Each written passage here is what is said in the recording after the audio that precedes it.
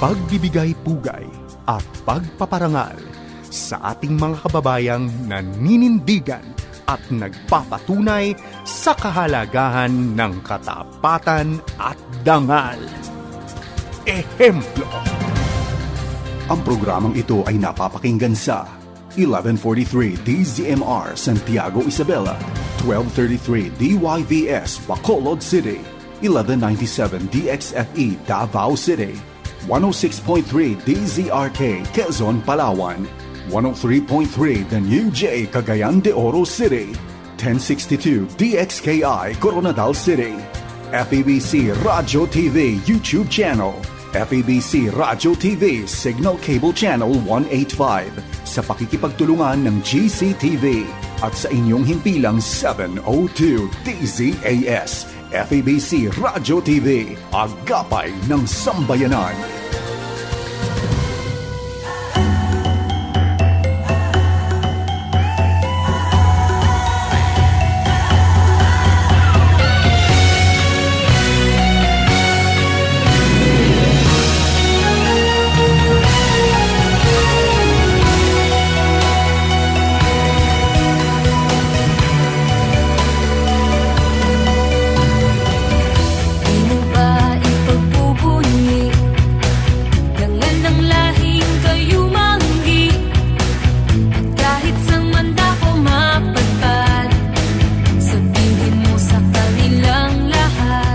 Magandang araw po mga kaibigan, muling sumasa inyo ang Ehemplo. At sa episode na ito, ako ang inyong mga kasama, Efren Palyurina, pansamantalang humahalili kay Kuya Dan Andrew. Ang Ehemplo ay naririnig sa mga himpilan ng FEBC Philippines at naghahatid sa inyo ng mga kwento ng ating mga kababayan. Kwento ng mga Pilipinong pinili dahil sa kanilang angking kahusayan sa kanilang napiling larangan, kahusayan sa iba't ibang mga advocacies nila, iba't ibang mga disciplines, at yung iba dyan ay mga nasa larangan ng edukasyon, serbisyo publiko, nasa larangan ng social work, at yung iba ay nasa sining, sa literatura. Ang lahat ng yan ay tinitingnan natin para mahanap natin ang ehemplo natin sa tuwing kami darako sa inyong tahanan. So join us. Ako po'y kasama ninyo sa isang oras ng ating pagtingin sa buhay at gawain ng isang natatangi nating kababayan. Ito ang ehemplo at sa araw na ito ay meron tayong focus. Sisilipin natin ang mundo ng mga kabataan. Pero hindi lang kabataan in general, kundi ang mga leader kabataan. Leadership among the youth. Bakit mahalaga siya? Tatanggap pa ba ng leadership ang mga kabataan? Maniniwala pa ba yan sa mga peers nila na siyang maging tatayong leader? Tingnan natin ang matututunan natin pag pinasok natin ang mundo ng ating guest ngayong araw sa Ehemplo. At siya'y walang iba kundi si Emmanuel Mayrus Ponon, youth advocate, development worker, founder at chairperson ng ASEAN Youth Advocates Network. In short, AYAN. Ito po si Mayrus ay nagtapos sa kursong Bachelor of Arts in Development Studies, magna cum laude po siya sa De La Salle University, Manila. At bilang estudyante, nagkamit si Mayrus ng iba't ibang parangal katulad ng Gawad Ortigas Most Outstanding Student Leader, Gawad Lasaliano Outstanding Student in Community Development, at National Youth Commission Datu Kamlung Banwe Youth Service Award. Titignan po natin kung ano mga background ng mga awards na yan maya-maya pag nakausap na natin si Mayrus. Si Mayrus po ang naging pinakabatang speaker sa ginanap na United Nations Global Climate and SDG Conference. The head delegate po siya ng Philippines sa APEC Voices of the Future 2022. Bahagi rin po siya ng WWF at yan po ang Worldwide Fund for Nature Philippines. Siya po siyang Youth Council member doon. Noong 2019, itinatag ni Mayrus ang ASEAN Youth Advocates Network, AYAN, isang non-profit organization na umaabot sa mga kabataan to provide civic education to the 10 Southeast Asian nations. Advocacy din ng AYAN na mabigyan ng inspirasyon ang mga kabataan na maging passionate sa public service through volunteer-based initiatives and programs catering to support humanitarian activities. Yan po ang kikilalanin natin ngayon sa ehemplo. At yan po ay gagawin natin sa pagbabalik ng ating episode ngayon. Tampok ang ating guest, Emmanuel Mayrus Ponon. Ito ang Ehemplo.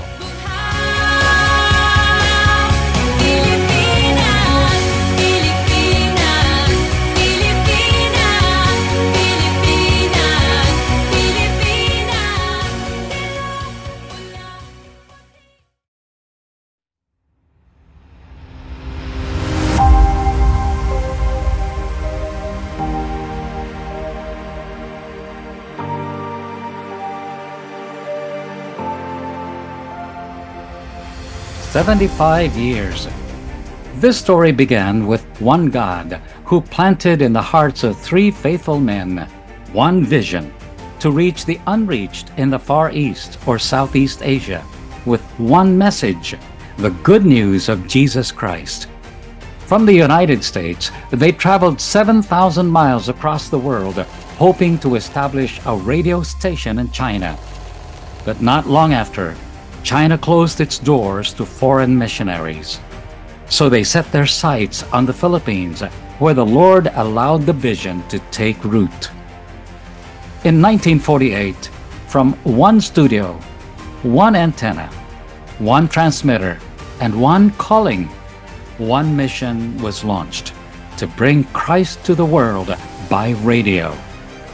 And now, 7.5 decades later, FEBC has become a network of 13 radio stations across the Philippines, heard in 27 local languages.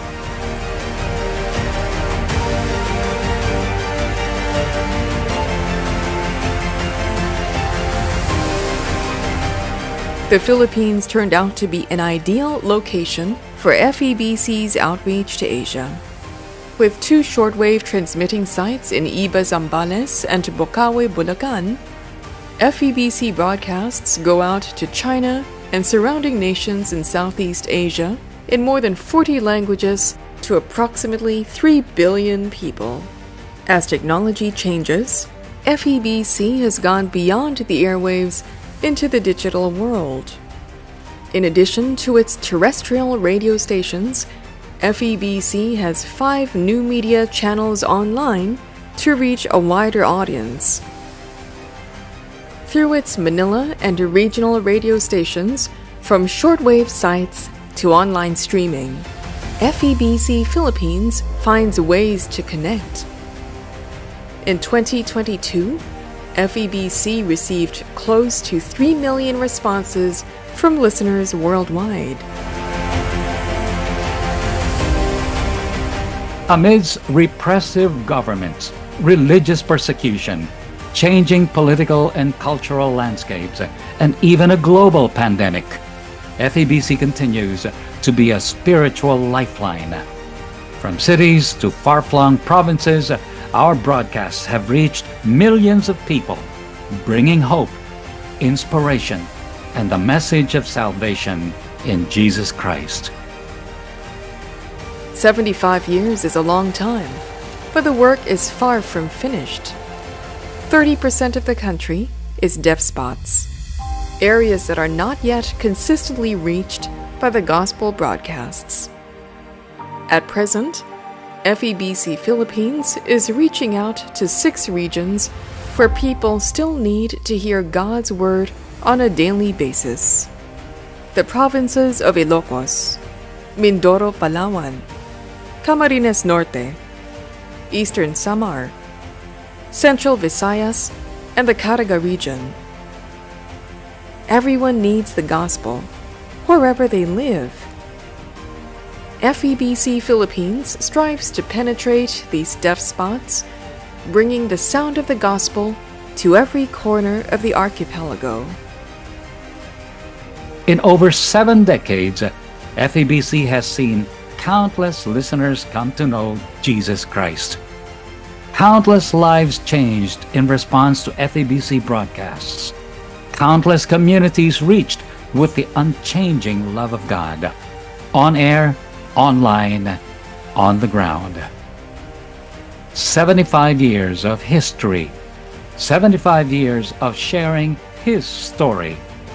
FEBC Philippines is committed to being close to the Master, close to the listener, close to the partners, and close to one another.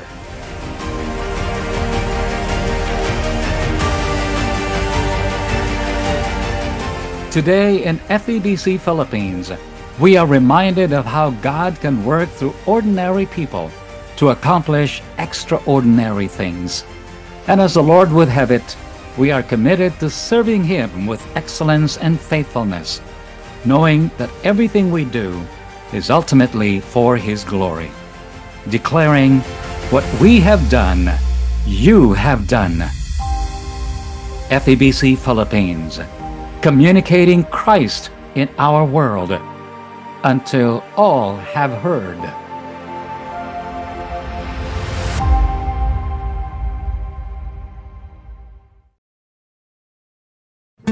Sa pagbabalik ng ehemplo, ating tunghayan ang salaysay ng tampok na panauhin sa araw na ito. Manatiling nakatutok dito lang sa programang Ehemplo.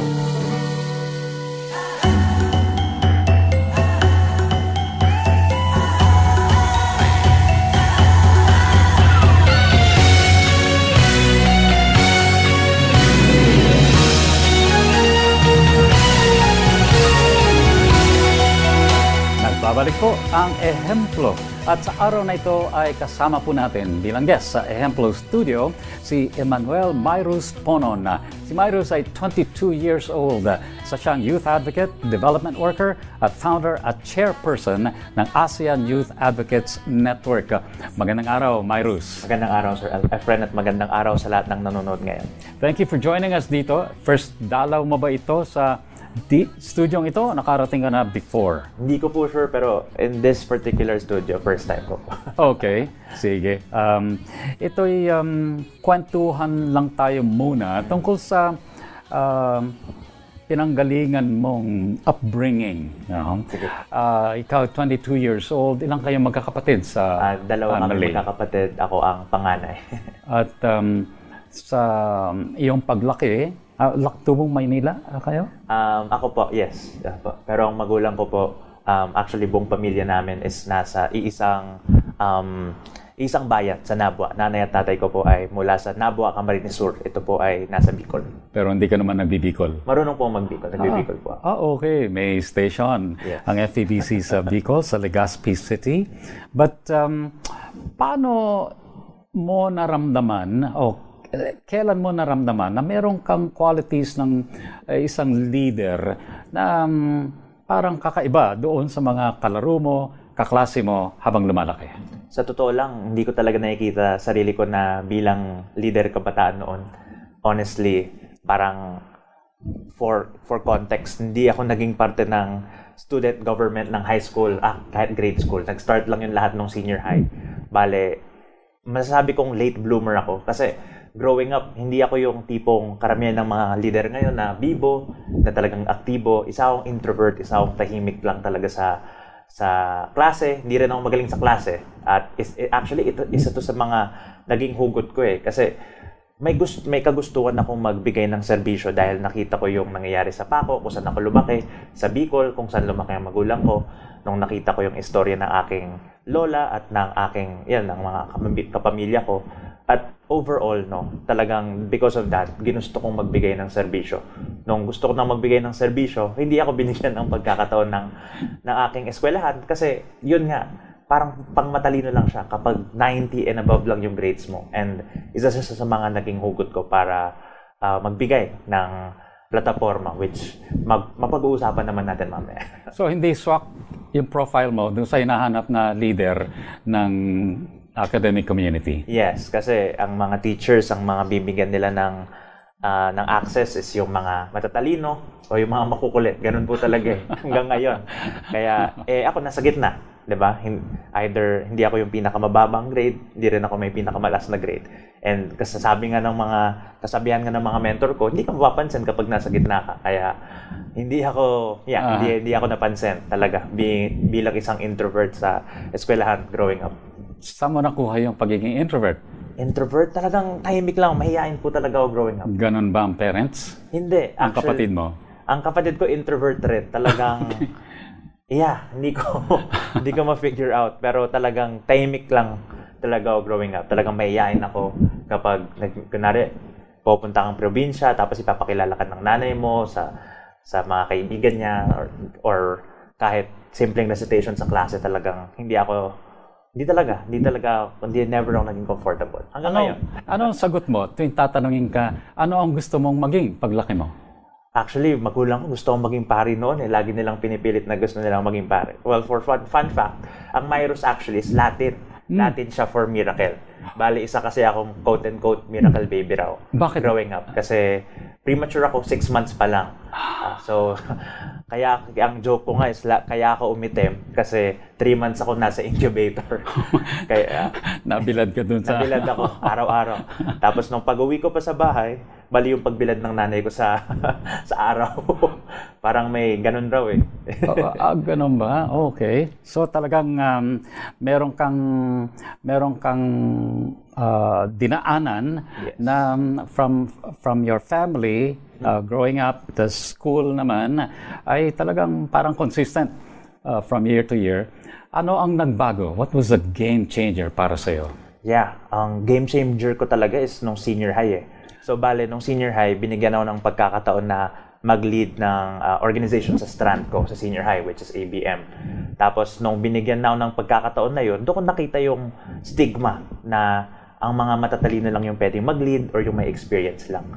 Kasi may isang instance na hanggang ngayon, for me, very traumatic siya eh. Key learning pa rin siya eh, na pinahiyak ako ng student affairs coordinator ng senior high. Okay. Sa harap ng student council kasi ang sabi niya sa akin, alam mo, sa totoo lang, hindi ko alam bakit ang raya mong gustong gawin eh. Kasi wala ka namang experience, siguro nandito ka lang kasi nagpapasikat ka. At hindi ko talaga, parang essentially, doon ko talaga nakita na may mangyayari dapat may plataforma. Hindi ang leadership is hindi lamang para sa matatalino eh. Kasi lahat ng Pilipino may kanya-kanyang intelligence at isa to sa mga gusto kong ma-break talaga yung mga stigmas na ito. Pero yung experience mo yun, hindi nagpatiklop sa'yo, kundi nagpa-unfold pala. Yes, nagpa-unfold siya. Kasi naalam ko may mali eh. Ang ganda ng institusyon ko. Di ko i-mention yung institusyon ko ngayon nung high school, pero ang ganda niya, talagang nagtuturo ng servant leadership. Pero bakit sa mga pili lang? Kung bibigyan natin ng restrictions ang mga kabataan, simula pa lang na bata sila, simula habang nasa high school sila, what more? Sayang yung potential pagdating nila sa college.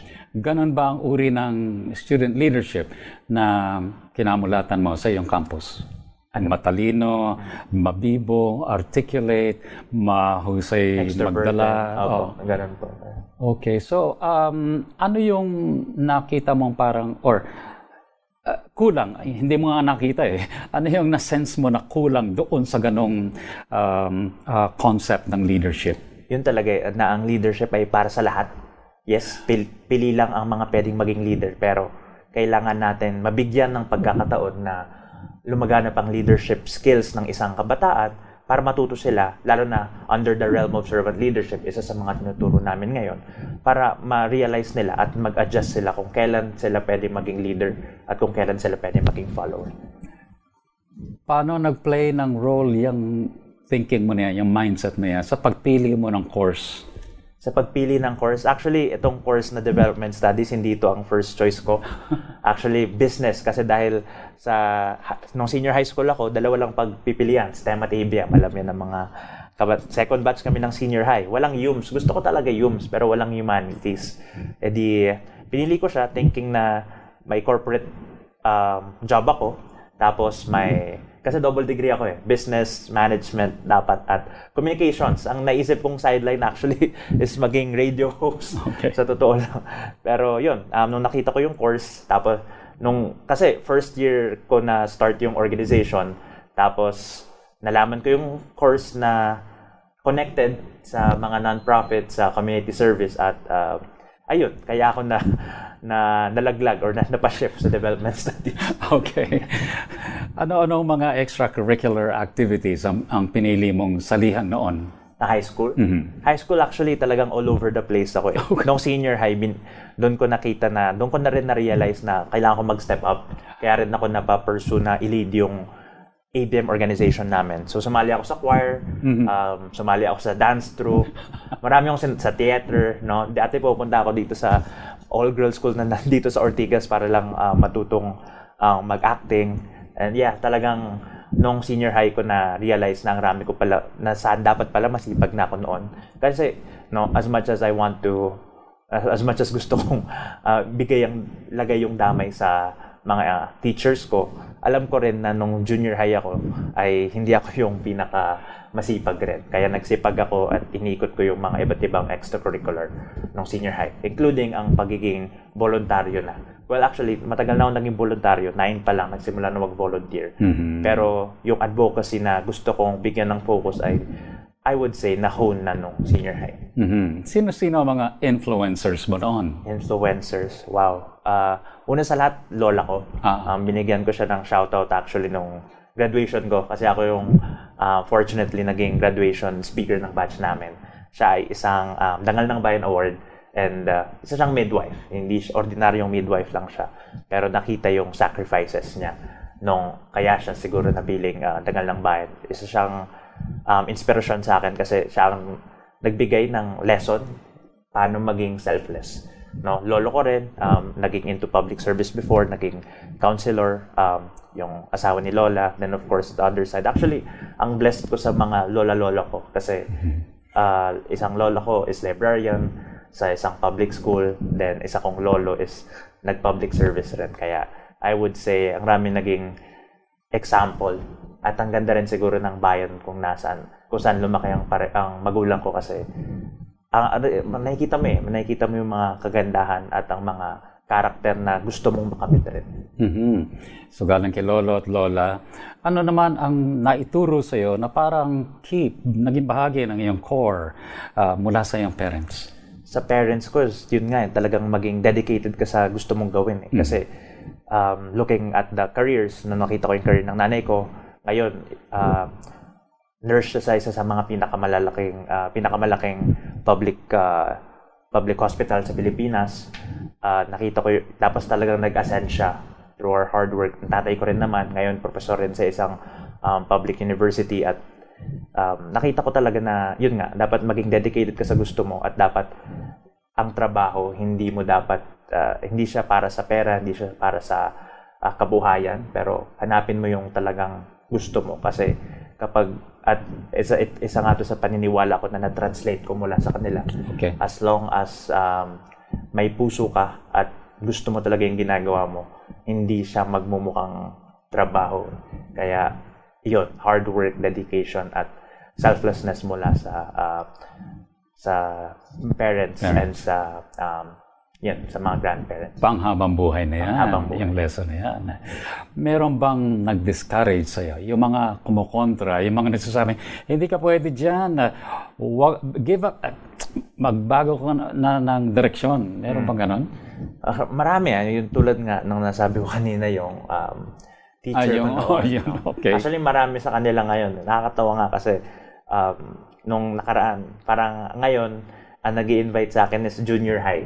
Pero never akong ini-invite ng senior high school department namin. Oh, okay. Kaya, ayun, maraming mga teacher talaga at na talagang nagbigay ng discrimination or demotivation. Pero, at hanggang ngayon naman, maraming mga basher, of course. Pero, ang sinasabi ko na lang sa sarili ko is as long as alam mong totoo yung ginagawa mo, genuine siya, the rest does not matter. As long as may isang naniniwala sa'yo at sumusuporta sa'yo. Yun. And of course, through God's will, I think, mapapalaganap at mapapakontinue yung ginagawa mo. Saan mo ina-attribute yung courage na yon? Actually, yung courage ko talaga sa advocacy ko na eh. Kasi lagi kong sinasabi kung walang gagawa sino. Maraming mga problema na halata na sa ating bansa, pero walang kumikilos. Kaya lagi kong tinatanong, anong gagawin natin tungkol dito? What can we do about it? No? Kaya yun yung courage ko. Ang pangarap ko is dumating sa punto na hindi na kailangan yung organisasyon ko. Kasi kung nawala yung organisasyon ko, it would mean na nagawa ko na yung goal ko at the very beginning. Na ang advocacy at na may advocacy ang bawat Pilipino at gumagawa sila ng action para dito.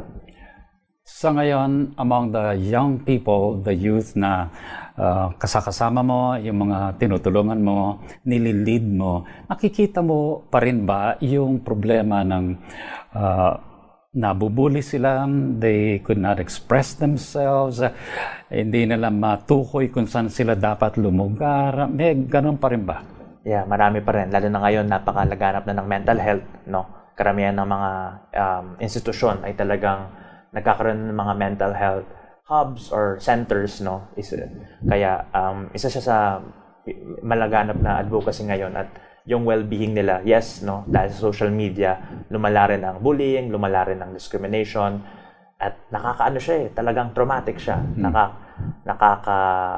It can hurt a lot of people at hanggang ngayon maraming kabataan ang nadi-discourage siya. And yet, hindi lahat ng kabataan magkakaroon ng similar journey as yours.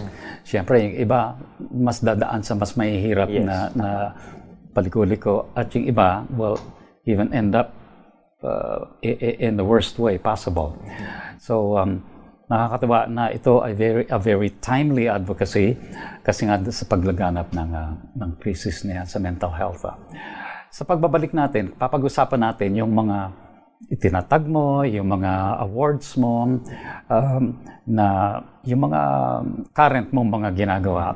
Pero bago natin puntahan yun, gusto ko lang itanong sa iyo yung how would you sum up yung first part ng buhay mo, not knowing what there would be, katulad ng mga sinasalihan mo ngayon. How was that like for you? Yeah, well, looking back, no, na talagang dumating sa point na nagka-mental health illness rin ako, dumating sa point na hindi ko na dapat itutuloy itong lahat ng ginagawa ko ngayon. Pero, yun nga, as dapat sa lahat ng ginagawa natin, merong vision at dapat meron tayong nakikita na mas malaki kaysa sa akin. Like sa lahat ng ginagawa ko, doon papasok yung pagiging genuine kapag yung ginagawa mo mas malaki para sa'yo. Na kapag may mali kang ginawa or kapag tumigil ka, maraming mga apektuhan. Kaya isa to sa mga iniisip ko araw-araw at habang lumalaki ang mga problema sa mundo ngayon, no, lagi kong tinatanong sa sarili ko kung paano ako makapagbigay ng solusyon para dito. So life does not end when you are bullied or bashed at sobrang negative ng paligid mo. Humugot ka ng courage at para sa iyo, that was your advocacy.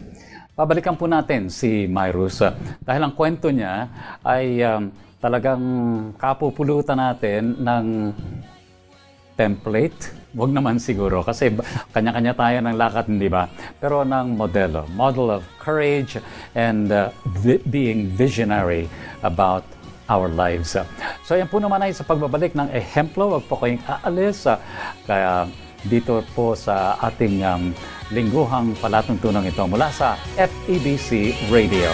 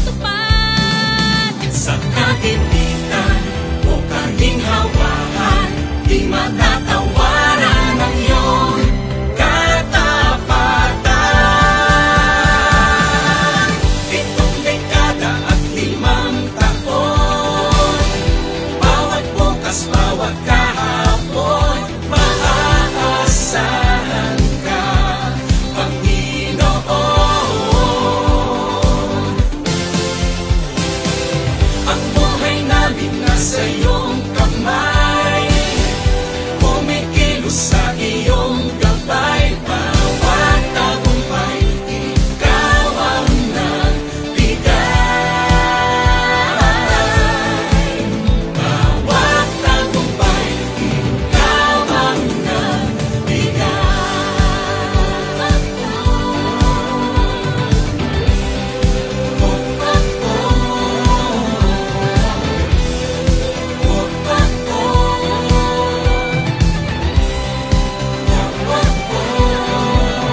At sa pagising sa bukang liwayway, aasahan ng iyong patnubay.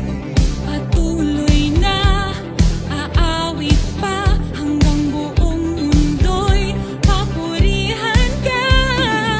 Sa katipitan o kanyang hawakan, di matatawaran ang iyong katapatan. 7 dekada at 5 taon, bawat bukas, bawat kahapon, maaasahan ka, Panginoon.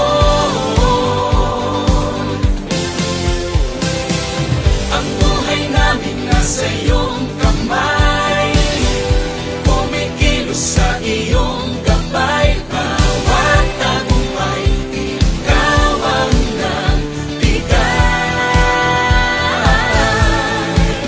Bawat tagumpay, ikaw ang nagbigay.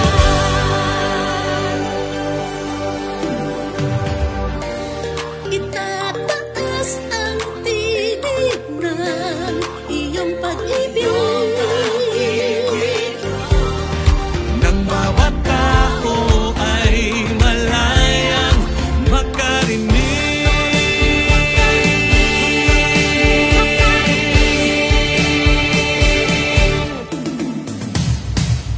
7 dekada at 5 taon, bawat bukas, bawat kahapon, maaasahan ka, Panginoon. Ang buhay namin nasa iyong kamay, kumikilos sa iyong gabay, bawat tagumpay, ikaw ang nagbigay.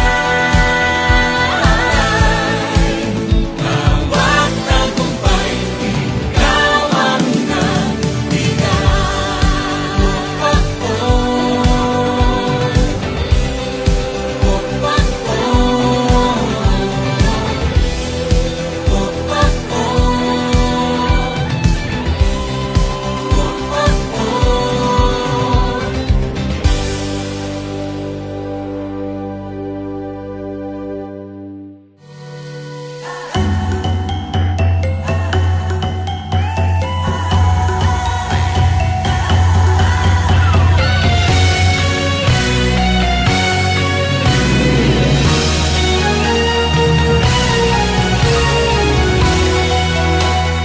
Patuloy po ang ehemplo.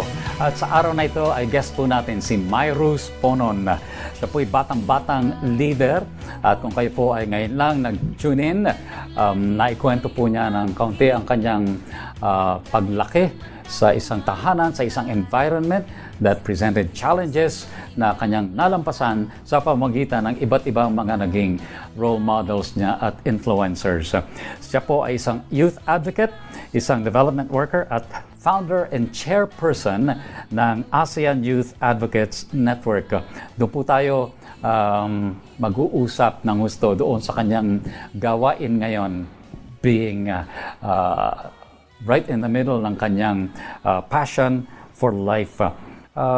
So ito pong ayan ay tinatag nga po ni Myrus. Pero Myrus, kwento mo sa amin, yun ang iyong background sa family, sa elementary, sa high school, and then yung course mo, double course mo. Paano ka napunta dito sa advocacy pagtatatag ng AYAN? Yeah, kaya ano po to, 2019, so first week ko pa lang bilang college student, hindi siya planado, pero ang minsan nakakalimutan ko ang sinabi, napili ako ng National Youth Commission para maging Philippine representative sa isang ASEAN conference. Tapos after nung conference, isa ako sa tatlong napiling delegate. Ako yung napiling isa na maging Philippine representative. Nagulat ako na may position pala na ibibigay, at dahil doon, binigyan ako ng pagkakataon at suporta na gumawa ng isang organization. Ang ASEAN Youth Advocates Network, hindi pa yan eh. Ang una kong naging organization is Youth Advocates for the Philippines. Bali, focus muna sa Pilipinas. Dati, yung vision, mission yan, hindi pa yung very formal tulad ngayon. Dati, pag tinatanong ako, lagi kong sinasabi, isa siyang safe space para sa kabataan. Ano man ang edad nila, ano man ang advokasya nila, ano man ang naging past nila, ano man ang socio-economic status, at ang pinaka-importante, ano man intention nila eh. Kasi malungkot na katotohanan, pero karamihan ng mga Pinoy is talagang mali ang intention. Maraming sumasali sa leadership positions para sa sarili nila, para sa resume, para sa credentials, at kaya lagi namin yun in-emphasize. Totoo man ang intention mo, hindi, tanggap ka namin. At pinaka-importante is, ano mga advokasya mo or kahit wala ka pang advokasya. Dito lumaganap ang advokasya eh. Dati, ngayon napakarami ng organisasyon at masasabi kong lumaki yung organisasyon dahil yung pagkarami ng mga iba't ibang organisasyon dahil sa amin. Kasi lumaki kami noong 2020 from 200 volunteers. Tanda ko parang 1 month lang dahil nag-lockdown, umabot kami to 50,000 volunteer sign-ups. Tapos yung Facebook page namin, from 20,000 likes, in 1 month, naging 200,000. Parang kami yung naging hottest ticket in town, quote-unquote. At ang nahirapan kaming, of course, i-manage yung lahat. Kaya nagkaroon kami ng desisyon na i-expand pa siya sa ASEAN Youth Advocates Network at mas bigyan ng focus kung ano ba talaga yung gusto namin. Dati kasi, since di ko naman plinano yung organisasyon, hindi ko alam kung ano yung magiging direction niya. Wala naman kaming naging strategic planning, yung mga technicalities na ganyan.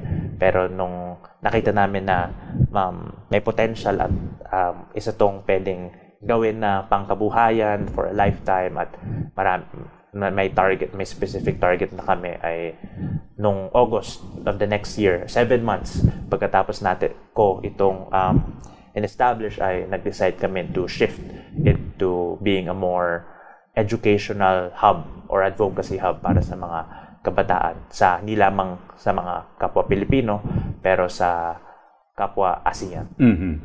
In short, how would you explain kung ano ang objectives or goals? Ngayon, ang organization is isa kaming non-profit na may goal na essentially advocacy building para sa mga kabataan, specifically aged 13 to 25. So, whether ma-advocacy ka na or whether wala ka pang advocacy, sa amin ka pumunta. Kami ang bibigyan nyo, kayo ang bibigyan namin ng solusyon at ng mga inisyatibo. Kasi ang goal namin is hindi magstay sa amin ng matagalan na ngayon. Ang goal namin is ipagpatuloy mo yung advocacy mo regardless kung ano man yung maging trabaho mo sa mga organisasyon na may mas focus. Na whether environment yan, whether LGBT yan, whether mental health yan, kung ano man whether disaster risk reduction yan, essentially kami ang nakita namin na hindi tinuturo ang advocacy sa school, kaya why not us be the advocacy bridge for the youth?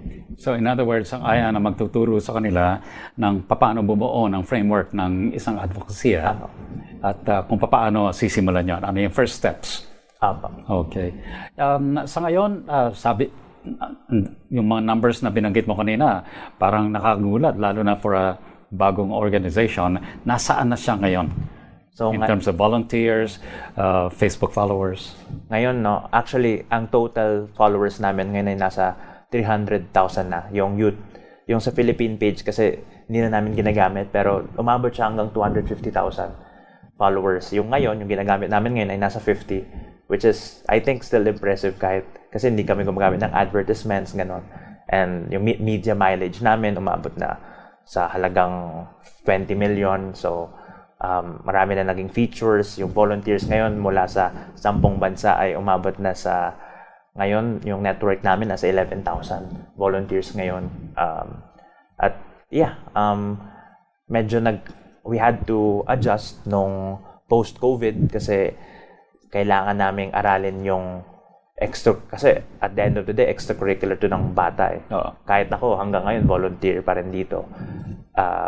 Yun, I think bumagal kami pagkatapos ng post-COVID pero mas tumubo yung talagang mas napaganda yung mga programa namin at yung mga suporta namin sa iba't iba naming mga partners para sa mission namin. Ano masasabi mong nag-attract? Ano yung nagbigay ng drawing power para sa mga kabataan para sabihin, uy, okay yan, join ako dyan?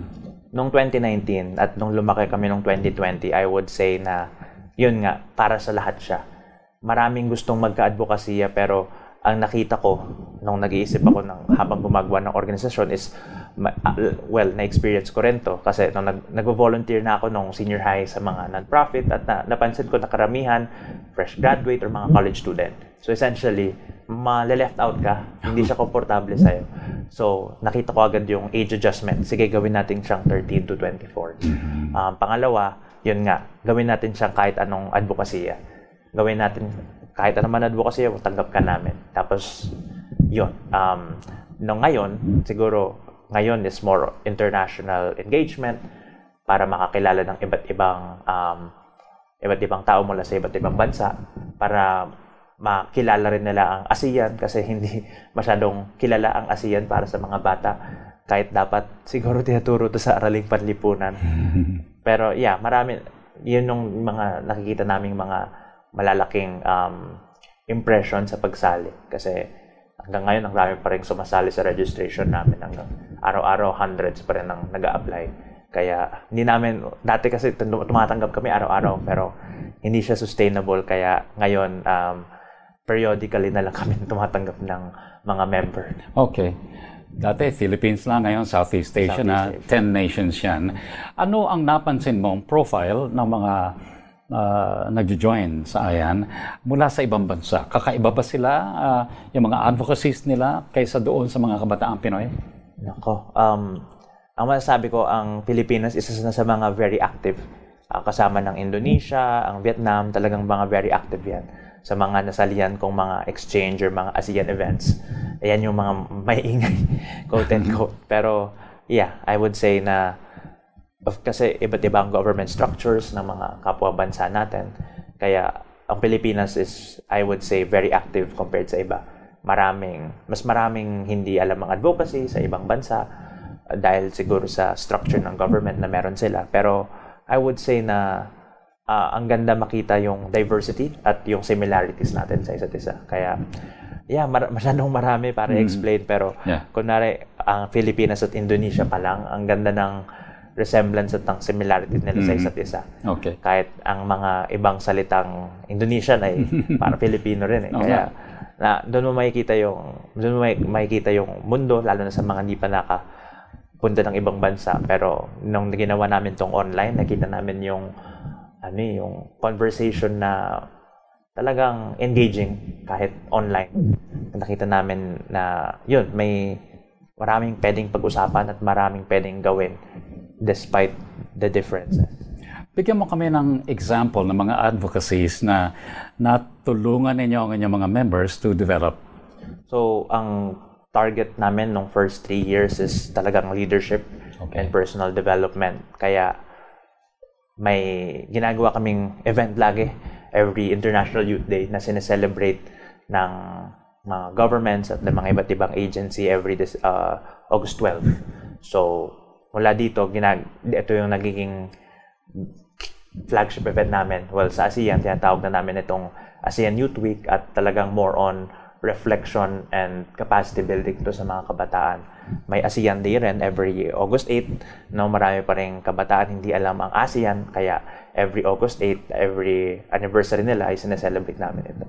But yun, marami kaming advocacy na binibigyan ng focus mula sa mental health. Nagkaroon na kami ng summit about that. May summit na rin about disaster risk reduction, lalo sa Pilipinas. Napaka-importante sa environment, sa climate change, sa gender.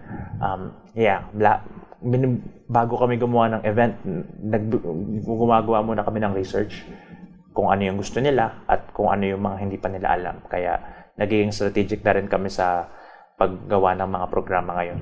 So, dati puro events ito. Ngayon, in the future, ang gusto kong i-share sa mga nanonood first time nilang maririnig to. Pero ang balak namin ngayon is magkaroon ng mga short courses sa bawat advocacy na gusto nilang gawin. Nakikita namin itong mas sustainable para mas mapalaganap ang mission namin on advocacy building. Anong klaseng support ang natatanggap naman ng AYAN mula sa iba't ibang mga states na bahagi ng ASEAN? Sa ngayon, more on marami ng since magpo 4 years pa lang kami, hindi pa naman siya gaano kalaki, hindi pa siya grants, pero marami na kaming nakuwang suporta mula sa mga embassies, sa media, sa mga academe, sa mga institusyon, sa mga university. Sa government, kapag humingi kami ng courtesy calls or ng advice or advisory or consultation, tumatanggap naman. Kaya ang rami namin nami-meet na ambassadors, ang rami namin nami-meet na wala ko personally nung APEC, na-meet ko si Prime Minister ng Thailand noon. So hindi pa big yung support. Alam kong mas marami pang pwedeng maisagawa. Pero ngayon, as long as makita nila yung ginagawa namin, yung awareness raising talaga ng mission namin and ng sustainability ng ginagawa namin, I think nasa tamang direction kami from just doing those.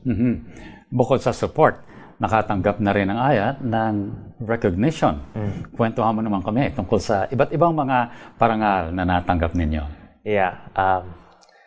Looking back, hindi hanggang ngayon, hindi pa rin ako makapaniwala sa mga recognition. Hindi ko na nga siya memorize lahat kasi talagang lumaki siya through the years. Noong 2021, talaga nagsimula lahat. Doon kami na-feature ng lahat ng newspaper that you can think of. Naging cover pa nga ng magazine. Tapos marami pang. Tapos sa school, sa Lasal, from being most outstanding student leader, most outstanding student in social engagement, CSR Youth Awards noong 2021, Global Teen Leader, ito yung by the We Are Family Foundation na based sa United States, Global Changemakers Award na based naman sa United Kingdom. This year, recently, pagiging part ng Tatler Asia, na napakalaki. At nagkaroon kami ng event recently, last month, noong November, at nagulat ako kasi talagang hindi ako makapaniwala maging parte ng napakagaling na with the best of Asia talaga. Hindi ko na mabilang lahat. Pero, personally, napili akong most outstanding Jose Rizal model student, and dahil sa rami na nga ng recognitions ngayon, ang masasabi ko na lang is ang raming nag-aakala na ginawa namin to para sa mga recognition, which is hindi totoo. Kasi kapag totoo ka sa ginagawa mo, talagang it will come at nakikita yun ng mga tao sa paligid mo. Kaya I would say na it's a blessing siya, hindi namin siya in-expect, hindi kami nag-apply, talagang na-receive na lang namin siya eventually. At ito ay motivation na lang para sa amin na ipagpatuloy ang aming mission. Itong mga na-receive mo, mga recognitions na ito, I'm sure ay dahil yan doon sa reach, doon sa scope, doon sa lalim, depth ng inyong advocacy.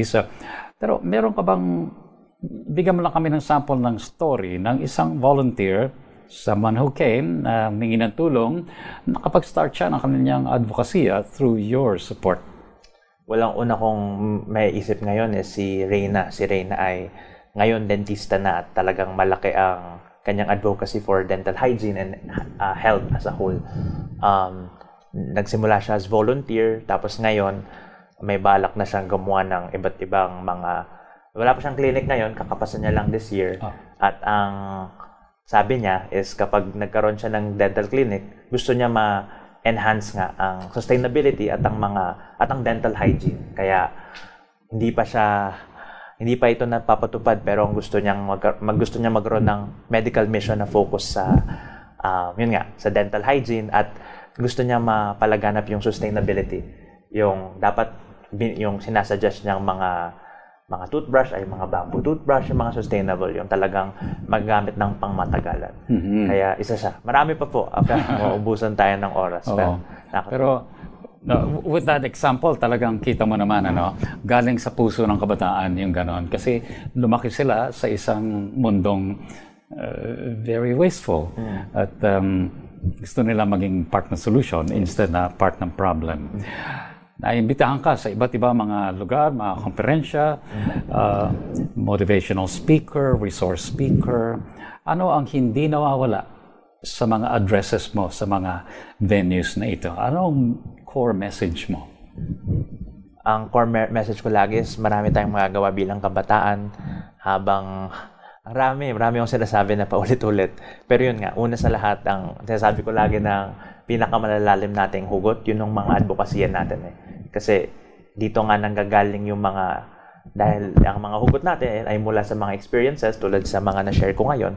At dito natin makikita kung ano ba talaga yung gusto nating pagbabago. Kasi ang advocate, ang definition niyan is binabago kung ano yung nangyayari ngayon sa kung ano yung gusto mo. Kaya ano ba yung gusto natin? Yun ang gawin natin. Kaya lalo na ngayon because of social media, lagi kong sinasabi na mas kailangan ng action ngayon kaysa sa puro salita lang. Napaka-relevant ngayon kasi may mga bago tayong SK officials na na-elect the past months. Meron tayong, of course, new school year. May mga bago tayong student government officials or mga student councils na isinaganap. Tapos, yun, parami ang mga oportunidad para sa mga kabataan at nakita natin nung nakarang eleksyon na napakaraming kabataan ang bumoto. Kaya ayun, kailangan mapakita sa kabataan yung kakayanan natin para maibago ang ating bansa, ang ating mundo. At once mabigyan natin sila ng confidence at ng totoong paliliwanag na kaya nga to, hindi siya sinasabi dahil cliche lang, ay mas marami talagang kabataan ang mabibigyan at magiging motivated at magiging aktibo sa kanilang lalawigan o pamayanan. Sa United Nations, sinusulong ang Strategic Development Goals. Alin doon ang kinakagat ng mga kabataan? Anong advokasya ang mas naiuhok nila doon sa 17 na yon? Sa 17 Sustainable Development Goals, syempre ang goal is number 1 kasi yun yung pinakamalaki, no poverty Pero natutuwa ako na climate action or number 13, SDG number 13 ang ginagawa ng kabataan. Alam nyo ba na ang Pilipinas ang pinaka-vulnerable sa climate change? Kaya ngayon, lalo na nung nakaraan, may nagkaroon ng Conference of Parties na yung biggest policy making event para sa mga climate practitioners ay narinig at nakita ang mga inisyatibo ng mga kabataan mula sa Pilipinas. Magbe-break po lang kami sandali, pero bago yan, gusto ko itanong sa iyo, ano pa ang gustong gawin ng AYAN? Nasa planning stage pa lang ngayon or dream mo pa lang, vision pa lang at hindi pa nangyayari? Yeah, ang nasabi ko nga kanina, gusto nga namin magkaroon ng short courses, parang maging institusyon kami, short courses para sa iba't ibang mga advokasya. Gusto namin gumawa ng app at website para mas mapaganda to. Magkaroon kami ng short courses na we could partner with DepEd, with CHED, ganyan. Pero in terms of long-term future plan na talagang pangarap ko is bumuo ng isang advocacy center. Meron ng napakaswerte namin na may lupa na, may nag-donate na sa amin ng lupa. Ang kulang na lang ang materyales at konting financial support pa para dito. Pero gusto namin siyang maging bamboo-centric, maging hub of sustainability kung saan lumaki ang magulang ko, which is sa Nabua. Okay. Pakaganda. Kausap po natin si Myros Ponon. Siya po ang ating guest sa Ehemplo. Isa po siyang youth advocate, lalo na among the youth dito sa Southeast Asian region. At magbabalik po kami para pag-usapan naman natin yung pagiging ehemplo niya sa mga kabataan. Paano ba ito nangyayari? At iba pa mga final questions na iiwan natin sa kanya. Huwag po kayong alis, magbabalik po ang Ehemplo.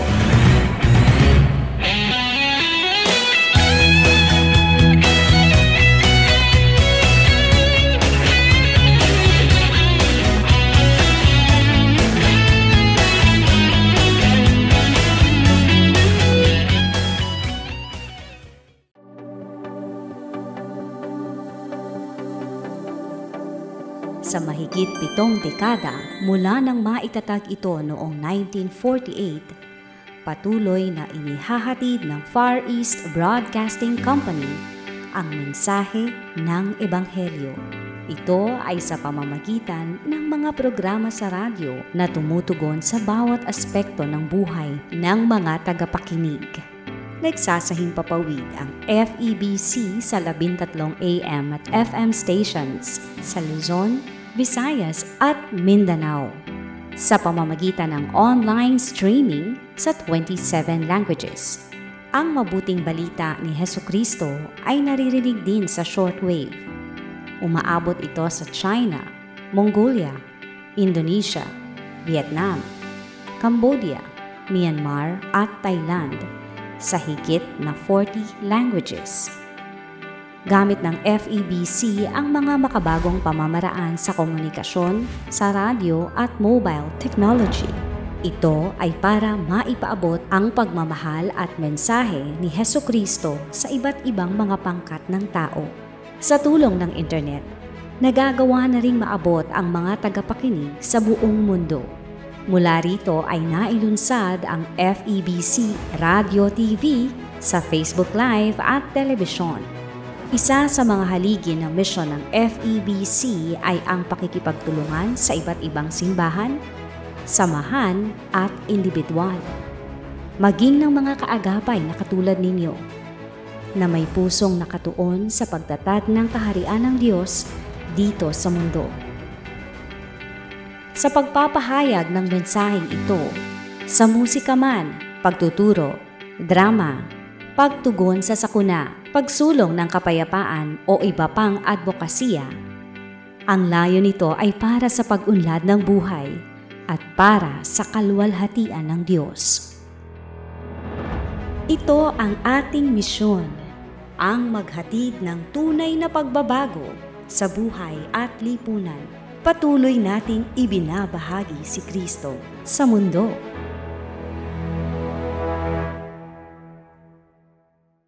Ehemplo.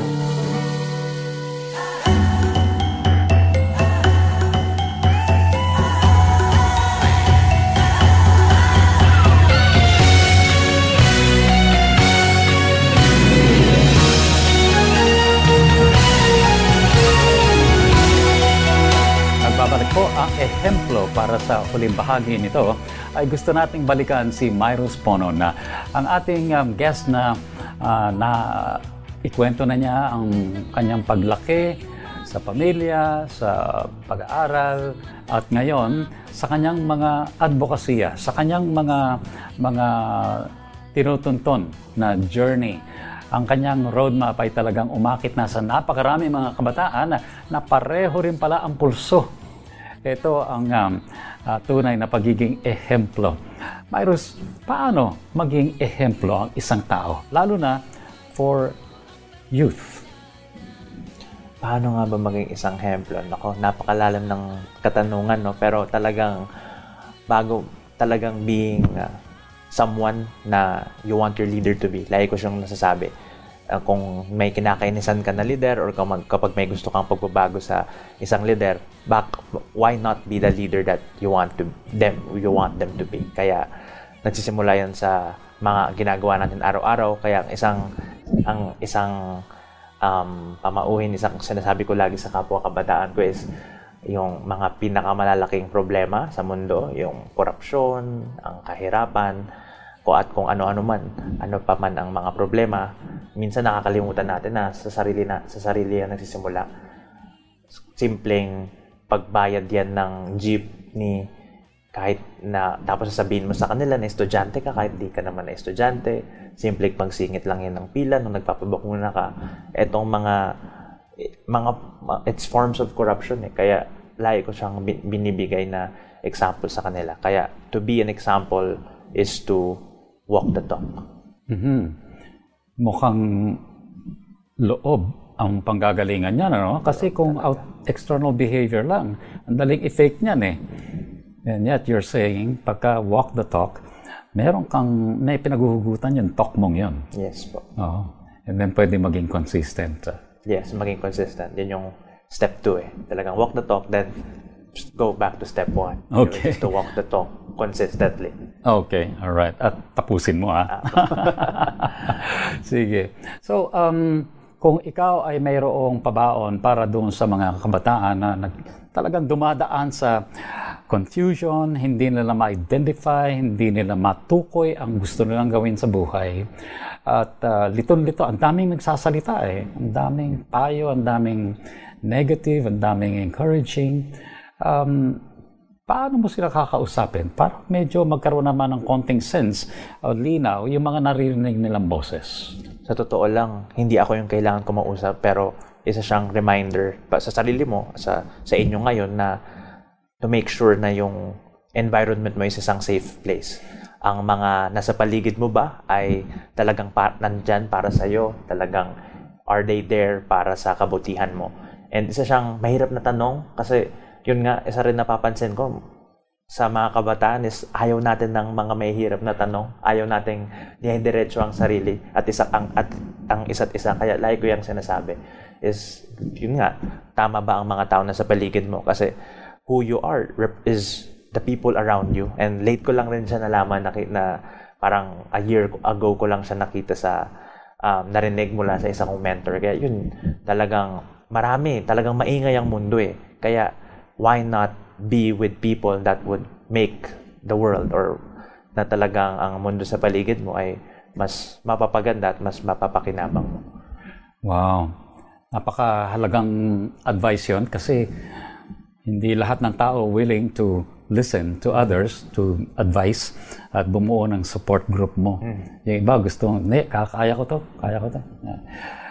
Paano naman ang mensahe mo para doon sa mga leader na, doon sa mga nakarating na, doon sa kanilang pinaka-aasam-asam nilang position of authority, responsibility, and accountability? Meron ka bang bilin sa kanila? Ang bilin ko sa lahat ng may mga posisyon ngayon o pribilehiyo ngayon is nandyan kayo para sa isang primary na decision. Whether appointed, whether elected, nandyan kayo para hindi sa sarili nyo, pero para sa iba. Again, if we were to live in a world of selflessness, gaganda ang mundo Kaya, kung lahat ng barangay captain, kung lahat ng SK officials ay talagang selfless at pinipili ang iba bago ang sarili, ang ganda, may kita natin ng pagbabago. Sa ngayon, hindi ko pa siya nakikita at kaya ito ay isang hamon para sa inyong lahat. Ang sinasabi mo sa lahat ng mga lagi nating naririnig na mga issues sa Pilipinas, meron palang malaking role ang kabataan. Okay. So ito yung susunod na generation. Sila ang mga uupo na magiging leaders natin in a few years. So when is a better time to start than now? Myrus, kwentuhan mo kami kung paano pwede makasuporta ang ating mga tagapakinig at taga-subaybay sa Ayan. So sa mga gustong sumuporta at sa mga nagustuhan itong episode na ito, feel free to like our Facebook page, or on Instagram, on Twitter as well, or on LinkedIn, ASEAN Youth Advocates Network, ASEAN, or kung mas mahirap yun, feel free to message me directly, Myrus Ponon.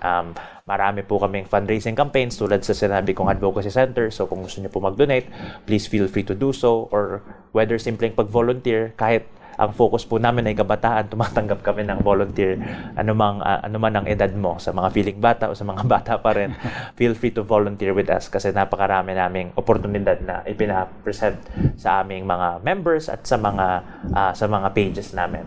Last and not the least is yun nga, maging champion tayo ng kabataan. Bigyan natin sila ng plataforma, pakinggan natin sila, at alamin natin na kami nga ang pag-asa ng bayan, lalo na Rizal Day na bukas. Kaya maniwala sa kabataan, at ang lagi kong sinasabi na hindi ko pa nasasabi is yun nga, ang mundo pagod na yan ang kabataan ngayon ay pagod nang makita or hintayin na magbago ang mundo. Ngayon, hinihintay na ng mundo ang kabataan para baguhin ito. Yun lamang po. Habol ko lang, kung may gustong mag-invite sa'yo para magsalita naman sa kanilang okasyon or whatever, paano kanila mako-contact? Sige, sabihin ko na number ko. Basta wag nyo akong isa-spam ha. 0949-705-2705. Mahaba-haba ang email ko. Ibibigay ko na lang ang personal ko kasi yung work email ko napakahaba. It's emponon@gmail.com. At yun nga, feel free to message me on Facebook. Araw-araw ako nagbibigay sa isang linggo, mga 3 to 4 times ako nagbibigay ng talks. Kaya if you would like to invite me, feel free to do so. Okay, iyan po naman ang kwento ni Myrus Ponon. Isang kabataan, leader kabataan. Pero ang kanyang journey ay maaring similar sa journey na inyong dinaraanan ngayon. O baka may kilala kayong ganon. Merong member ninyong family na kabataan din, or somebody you're trying to help. Nag-extend kayo ng inyong helping hand sa kanila. Well, ito siguro yung hinihintay na ninyong paraan para matulungan kayo sa pagtulong sa mga kabataan natin ngayon. Myrus Ponon, ang founder at chairperson ng ASEAN Youth Advocates Network. Ayan, join them, follow them sa social media. At kung kayo naman ay may kakilala naman na gusto ninyong marinig din ang kwento dito sa Ehemplo, feel free to message us. Yun po ang gusto naming laging hinahabilin sa inyo, na huwag mag-atubili na mag-suggest ng mga pwede nating makausap at maipakilala sa inyo dito sa Ehemplo. Ang gagawin lang po ninyo ay mag-text. Mag-text kayo sa mga numbers na ito, 0999-223-5675 o kaya 0916-296-6620. Pwede rin namang mag-email. Ang email address po ay dzasinfo@febc.ph. Sundan po ninyo ang Ehemplo sa Facebook at ang page po nito ay Ehemplo FEBC Radio. Para doon po ninyo makikita yung mga previous episodes din natin bukod dito sa current episode natin ngayon. So, Myrus, maraming salamat. Maraming shake salamat, your hand. sir. God bless you. Salamat sa dalaw at sa kwento. Thank you po sa inyong lahat na nagstay at nakinig, nag-comment. Abangan po namin ang inyong mga feedback at mga tanong. Okay? At sa ngalan po ni Aruel Mendoza, ang ating producer, ako po si Efren Palyurina. Pansamantalang humahalili kay Kuya Dan Andrew, ang inyong regular Ehemplo host. At ang aming paalala ay saan man, kailanman, at kahit sa maliliit na paraan, maging isang mabuting ehemplo ka, kaibigan. Maraming salamat po.